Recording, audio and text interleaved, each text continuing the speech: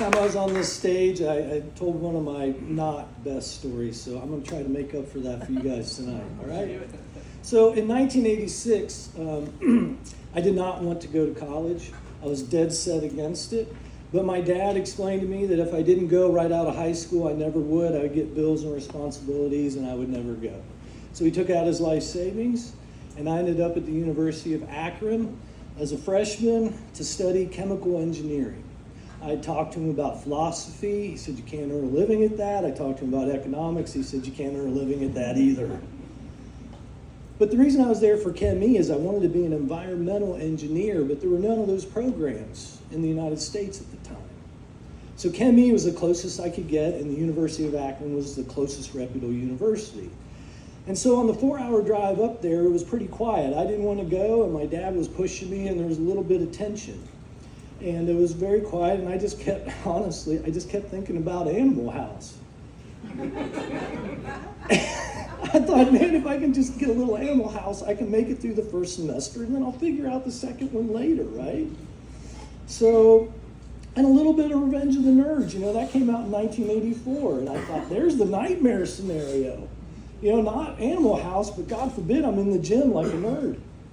So my dad takes me up to the University of Akron. There's no cell phones, a handshake, my bags, good luck, and I'm out. Make my way to the student union. Mr. Lightle, we'd like to explain to you that you're going to gather over here with these other freshman males and just hang out. We're trying to find you guys rooms. And I thought they were joking. I really did. No, they were serious, and I was in the nerd group, for real. And my dad's gone, and there's no way for me to bail, and that's all I wanted to do was run. I just wanted to run.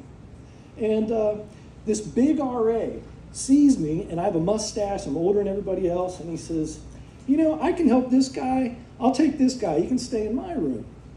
And all the other guys are looking at me like, who the hell is this guy? And I was just like, thank you. And so we headed back to his room, and it turned out it had nothing to do with his good nature. He had a girlfriend back home, and he was the RA, and he had to go home for weekends. And so he was anointing me the RA for weekends. On the 9th floor of Bulger Hall, which is the 9th floor of a 15-story all-male building with an elevator. So as you can picture here, the Van Wilder thing started to happen really quickly.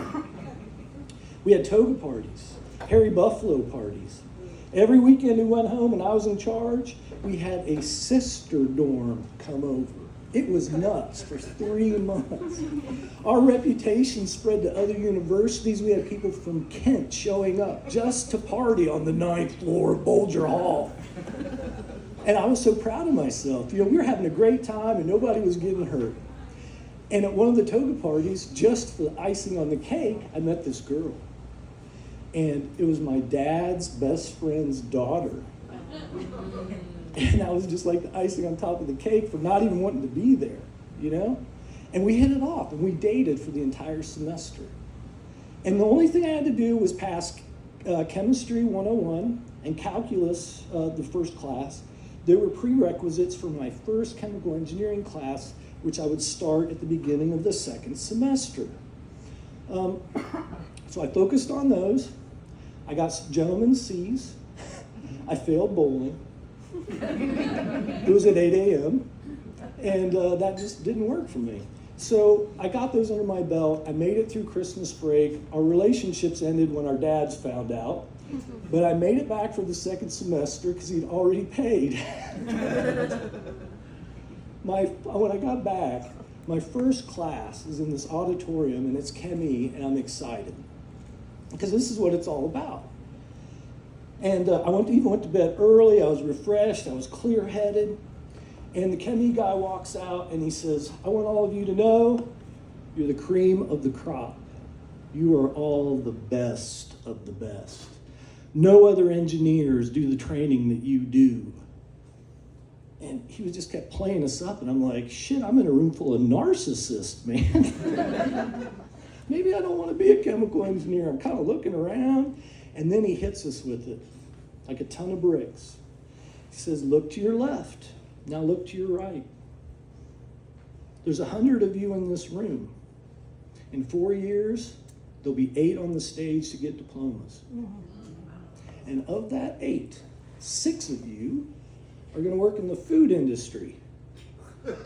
And you should be very excited because your job is going to be to make sure that a Twinkie doesn't mold in a vending machine.